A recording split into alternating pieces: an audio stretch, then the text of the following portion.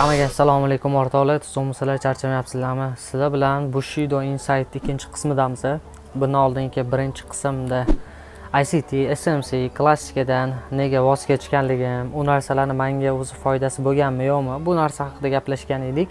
Agarda ko'rmagan bo'lsanglar, bundan oldingi videoga o'tib, albatta birinchi qismni ham ko'ringlar. Bu Bushido Insight videomiz 10 ta qismdan iborat bo'ladi. Xudo xolasa sabr qilib oxirigacha ko'rsanglar, to'g'ri, bu yerda qanaqadir strategiya o'rgatilmasligi mumkin yoki sizlarga manfaatli nimadir bo'lmaydi deb o'ylayotgan bo'lishingiz mumkin, lekin sizlarga ishoninglar, ancha manfaatli bo'ladi, chunki bozordagi asosiy narsalardan bittasi, bozorda o'zi eng kerakli narsa bu strategiya emas, psixologiya, tushunish degan narsa bor. Mana shu 3 yil mobaynidagi tushungan narsalarim, shu chuqurga tushib kimlardir gapiga kirib o'rgangan narsalarim, to'g'ri va noto'g'ri bo'lgan narsalarni filtr qilib beraman, balkim bu sizlarni hayotingizda o'sha asqotadi. Birinchi klassikaga kirdim, keyin SMC ga o'tdim, keyin ICT ga o'tdim va bularning orasida juda ko'p yana qo'shimcha strategiyalar bor, algo trading degan narsalarga kirdim va vaqt yo'qotishlari juda ham ko'p bo'ldi. Aynan o'sha men oxirgi nuqtaga yetolmay, oxirgi nuqtam shu ICT va SMC mix qilingan holatda ishlab yurgan paytlarim, o'sha minuslar ko'p, proplar, o'sha drawdownlari portlab ketgan, xullas slivlar bo'lgan, ancha bo'lib psixologiya buzilgan. O'sha paytda menda bitta fikr paydo bo'ldi-da. Men oldin o'sha proplarda ishlayotganimda pozitsiya ochardim. Pozitsiya ochganimdan keyin pozitsiyam uchun take profit qo'yardim. Mana birinchida yozib qo'ymayman. O'sha yerda shunaqa savol berardim. Narx qatgacha borar ekan, qayerda save qilaman ekan degan savol menga kelardi-da. Chunki men o'sha yerda take profit qo'yishim kerak, o'sha yerda chiqishim kerak, to'g'rimi? Bunaqa savol tug'ilishni boshladi. Narx nimaga u yerga boradi? Narx nimaga yo'lga borish kerak degan savolni o'zimga berdim-da. Bunga javobim yo'q. Javobim bo'lyapti. Xo'p, mana bu likvid bor. Xo'p, mana bu imbalans bor. Mana bu FVG bor, o'ziga o'sha magnitdagi tortadi imbalans FVG. Lekin bu narsalar unaqa javob emas-da, tushunasizlarmi? Chunki bu narsa hayotimda o'sha payt o'zi ishlab yurganda agar o'xshaganda foyda qilgan bo'lardim. Yo'q, o'xshamayapti. To'xta aytayapman. Demakki, bu yerda hamma savdoga kirsa, tasavvur qil, dunyodagi hamma ICTchilar mana mashitdan savdoga kirsa, hamma SMCchilar mashitdan savdoga kirsa, balkim bu yolg'on harakat bo'lishi mumkin. Bozor kontroli ularga qarshi yurayotgandir.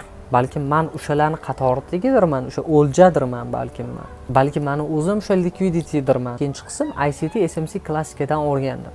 Ya'ni menda shu tushuncha paydo bo'ldiki, o'sha o'z ICTda ham manipulyatsiya haqida ozgina yoriltirilgan, lekin bunaqa chuqur tushuntirilmagan. Men keyin shu tushunchaga keldimki, demakki, meni o'zim ham o'lja bo'lishim mumkin. Ya'ni men endi maqsad profit qilish emas, maqsad o'lja bo'lmaslik. Chunki nimaga? Men agar o'lja bo'lmaydigan bo'lsam, meni pozitsiyalarim katta ehtimol bilan o'xshaydi. Mashitda men manipulyatsiyani tushunishni boshladim. To'g'rimi? Ya'ni insonlarni bitta tomonga ishontirib turib, boshqa tomonga pozitsiyalar bo'lishi. Lekin bu IMD model emas, ya'ni ICTdagi IMD model emas. IMDni ham biz oldindan o'ta zo'r taxmin qila olmaymiz. Ba'zida stop olamiz, ya'ni o'xshamay qoladi. Ya'ni o'xshamaganlarga o'sha savol berishni boshladi. Nimaga o'zi o'xshamayapti? Demakki, men o'zim o'ljaman. Bu yerda mana men shu meni stopimni ko'ryapti bozor. Nimaga, qanaqa qilib ko'ryapti degan manipulyatsiyani tushunish boshlandi. Bu degani men hali bozorda pozitsiya ochaman yoki nimadir qilaman degan narsa emas. Men o'sha narsani tushunishni boshladim, ya'ni bozorga boshqacha ko'z bilan qarashni boshladim. Endi men hamma narsaga bahona bor-da, lekin aslida buni javobi bo'lishi kerak. Masalan, xo'p, bugungi kun men tushunmagan model, bugungi kunda skip qilamiz. Okey, skip qilamiz.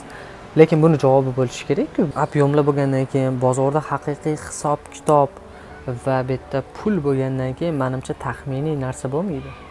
Bu yerda hamma narsa faktiskiy narsalar bo'ladi, meni fikrimcha, va o'shaning uchun ham buni orqasidagi o'yinni tushunishga harakat qildim, ya'ni manipulyatsiyani. Xuddi go'yoki buni hayotimizdagi manipulyatsiyaga ham solishtirish mumkin. Ya'ni hayotda omma qayerga ishonsa, o'shalar yutqizadigan taraf bo'ladi. Bunga misollar juda ham ko'p, ya'ni bunda o'sha propaganda degan narsa bor, o'sha PR degan narsa bor, to'g'rimi? Hayotimizda ham omma qayerga ishonsa, o'shalar zarar ko'ruvchidir. Bu bozor ham xuddi shunaqa. Dunyodagi eng katta kuniga оборот bo'ladigan forex va o'sha futureslar shunaqa bo'lgandan keyin endi nimaga bu hayotdagi narsalar yo'lda bo'lishi kerak emas? Bu savolni o'zimga berishni boshladim. Bu narsani men tushunishni boshlaganimdan keyin endi menda shunaqa savol tug'ildi. Xo'p, men bu narsani tushunishni boshladim. Demak, ommani bu yoqqa ishontirib, o'zi narx mamlaqa harakat qiladi. Demak, men bu narsalarni tushunishni boshladim, lekin bundan qanaqa foydalanishni bilmayman. Qanaqa trade qilaman degan savollar, o'sha ketma-ket savollar tug'ilyapti. Men endi qanaqa trade qilaman? Endi men bundan qanaqa foydalanaman? O'sha borgan sari yana ham murakkablashib ketishni boshladi. Aynan mana shu qanaqa trade qilaman degan joyimda men to'g'ri qachonlardir bu narsalarni men tushunib yetishim mumkin edi. Ya'ni vaqtlar o'tib tushunib yetishim mumkin edi. Lekin bu hayotda o'zi insonni eng yaxshi ustozi eng oxiriga qilgan xatosi bo'ladi. Bu hayotda bo'lsin, bu bozorda bo'lsin, masalan, hayotingizda nimadir noto'g'ri qilsangiz, o'sha narsani qilmaslikka harakat qilasiz, chunki siz uchun u eng katta dars, eng katta ustoz hisoblanadi, to'g'rimi? Men uchun undan ham muhim narsa bor, bu vaqt. Men o'zi 3 yil mobaynida to'g'ri bundan olgan narsalarim ham bor, lekin vaqtim ko'p ketdi. Davayki men tuyamni bog'lagan holatda bitta ustoz topib, bu narsani balkim tushunadigan ustoz toparman. Mana shu yo'lim menga qisqa bo'lsin. Mayli, men bilaman, u ustozim bilan ustozim qanaqa natija erishsa, men ham bunaqa natija qilmasligimni, u ustozim million topsa, men ham million topmasligimni. Bu yerda rizq degan narsa bor, shu inson tabiati bor. Men uni hali o'zimga moslab olishim kerak. Bunaqa narsalar bor. Ya'ni bunga omillar juda ham ko'p. Ya'ni men u ustozga o'xshab u ustoz bo'lish emas.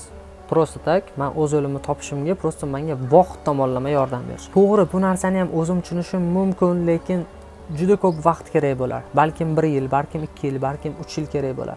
Menga ustoz nima kerak? U shu narsalardan o'tgan bo'lsa, menga 1 oy, 2 oyda bu narsani tezroq tushuntirib bera olishi. Men o'shanda vaqtdan yutgan bo'laman.